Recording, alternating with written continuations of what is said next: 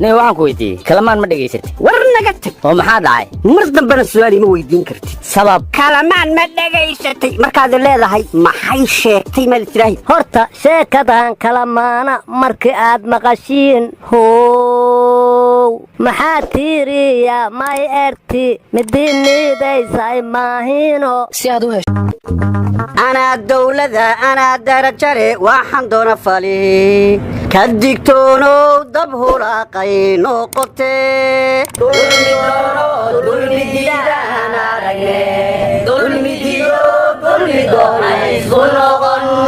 safar aado safar diidaan aragne safar aadow safar diid ha isku noqon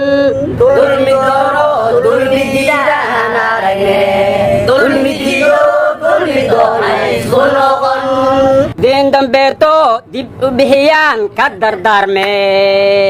ka digtoonow dab mulaaqay noqote dulmi diidaan aragne dulmi doonay isku noqon warheestu saas ma ahayna anna waalinina dawlad doono dawlad diidaan aragne dawlad diidow dawlad doon ha isku noqon war sidaasi ma ahayne doorasho doono doorasho diidaan aragne doorasho diidow doorasho doon ha isku noqon erebor fure erebor heraan aragne erebor furow erebor here isku noqon اعتراف دونو اعتراف ديدا نارقني اعتراف دونو اعتراف ديدا اسكو نقون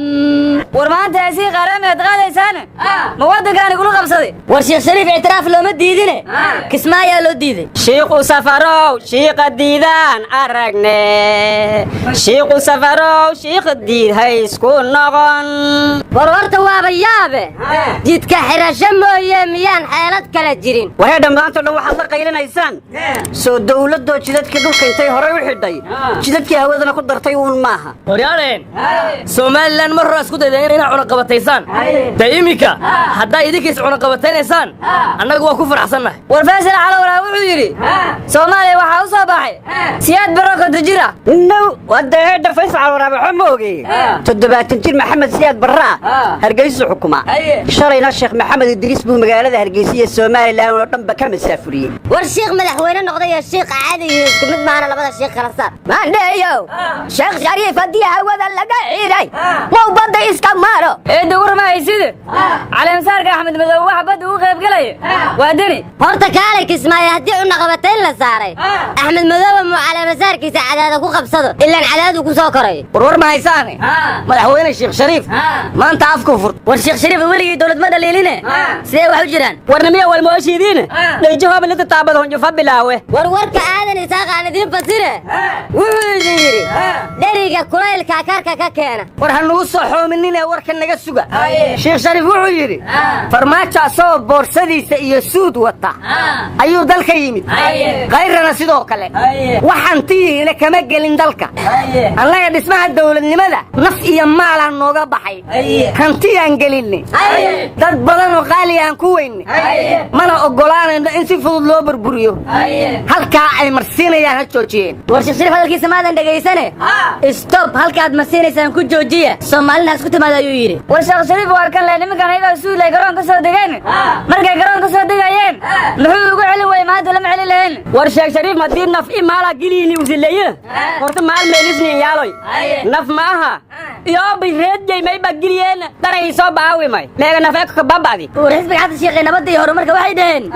waxaan ku baaqaynaa shir degdeg ah oo isugu yimaadaan saamilada siyaasadda si aan xaalad jirto wada tashano shacabkan waxaan ugu baaqaynaa bay yiraahdeen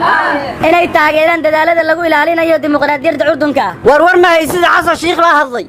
wuxuuna yiri soo wareejinta hawada dib badan baa laga soo maray maanta markay dawladda gacanta u soo gashay inay sidii hubkii ku dagaalantaa waa waa qalad. war waxaan la yaabanahay oon fahmi waaye saamilayda siyaasaddu yaa waayo yaase saamiga siiyey ma bulshada Soomaaliyeed mustaqbalkeeda dhowr qofood ka tashanaysaa war waxay dhiigu maraaye 4.5 war xasan sheekh shariif waxaan ilaa hal sana soo horay diyaara sheegaysiin guriga inay dhigaar ku galaysiin SDG barnaamijka sanad kadib nabad iyo nolol tushdaan ayaa qawaaf laga qabaa hariifa ma ka qaadan amalka weerno waa balla yaabanahay wadankan dadkii iska lahay halkay jiraan ayay adaa ka haray war dawladdu waxay soo saartaa la yiri wareegto ay ilaa 26 bisha uga mamnuucday waxa laalay wixii diyaarad kismaayo tagi lahaa axmed madoobana kowda bisha soo socota loo maleeyo inuu ka dhigto calaamad saarkiisi warqadaha ma dhamaado warqad kale soo saari karay dalkoo dhan iyo danihii shacabku ma axmed madoobi oo Omar bay waxay yarnaanayaan marka war ma haysin ilaa madaxweyne nabadii nolol kismaayo ka fariisan warqadaha waa soconayaan walaal horta waxaan la yaabanahay aabahan caruurtiisa la xafiltamaya war nimayow ijiid aan gujiide waa gacmo daalise ma naga leertiino ayay arrintan arrin waayeel maahana ka dhaxbax war muusu suudiya cadda xaashi ayaga odayaalay ma arrinta safar galiyaan barnaamijka jawaari marro baxay war waxaa la yidhi dawladnimo ma damacba qorod iyo dadaal iyo degdeg iyo fudayd iyo jacayl iyo madooqba durduro geel baa ku jabaye damacuna waa xun yahaye dalkuna waa lama huraan dadkuna waa lama huraan war cunaqabateen lama huraan war waxaan idin odhan lahaa mas-uulnimadu waa xaal baahida markaas oogan maarayn taqaano uga muhandan maqanteeda u masaafo noqoto kulla yidhi halkaas maamul lama odhan ka meermeere kumintid ayaa la yidhi marka dawladdu inay maamulkeeda ku mitidta maxaa loo diidayaa shacabku inuu xorriyadiisa ku mitida maxaa loo diidayaa war lan welbina minjayka mintid aynanan diidnay mandheeskow mintid khaldana la diidaya waryaa mucaaradaatee qayladiinna waa maqlay maantoo dhan dalka dawladda ka mas-uula amarkay soo saartana waa in la qaataa war ma haysaan xildhibaan fiqi banaanbaxyuu ku baaqay marka waxaan la yaabay dadka meesha ay u turiyiin war shariif wuxuu yidhi dawladdu waxay ku mashquulsay inay kismaayo dadka celiso ciidanka Soomaaliyeed shalay la xasuuqana juuka ma aysan dhihin war sidaas maana nin weyn jabkiisa waa qarsada war dawladdu waa urdun waana yartahay laba furimoodna hal mar kama wada dagaalami kartee hadda midda maamul goboleedyada ku furana midda shabaab dib uga dhiga oryaaleen annagu dawladda nabad iyo nolol facebookan kala socon jirnay dee facebookina xalay waa looga adkaado dhallinyaradii facebooka ka yeeshatay qarinduus baa tahay in la ruqseeyaan u malaynaya war adeer wax walba qandaraaskooda dhammaaday nimanka war sidaa ma ahayd duqbuluqa odagii facebook oran jiray qarandumis baa tahay qabyaaladiista tahay dawladdii bullet proofka ku qaaday facebook kama maaranto war dawladda waxay facebook ka aragtay si degdeg ay u jawaabtaa warnamiya wiji buug naftiis afgay walaayo hegaaska leeflanka gala koray su'aalaha war madaxweyne farmaajo war kama haysiine wuxuu joogaa New York shirka qaramada midoobay ka qayb galaya madaxweynaha Masar oo dadkiisa xarunta qaramada midoobay ku hor banaan baxayaanba waa ka qayb galaya madaxweyne farmaajo ma in diida sareed soo askartis lamaatay oo shirkaas ka qayb gala war madaxweynuhu inuu New York ka qudbeeyo raba in galaashiisa buuq iyo qaylo laga furo ma ahay war se kasta disan qayliidan madaxweynaha qudbaysa af Ingiriisi way waana toos sameeyaan ka akriye war beenta iska daaya madaxweyne farmaajo aeroboortka cid ka celi kartaa ma jirto waana ka soo dagaya markuu Mareykanka soo laabto war wasiirka amniga imaam nabadoon ugaas isla ducaale wuxuu yiri waxa guriga igu soo booqday duubka dhaqanka sida imaam maxamed yuusuf ugaas maxamuud cali boqor cabdullaahi geedi nabadoon muxudiin xasan waxaana kulanka igu weeliyey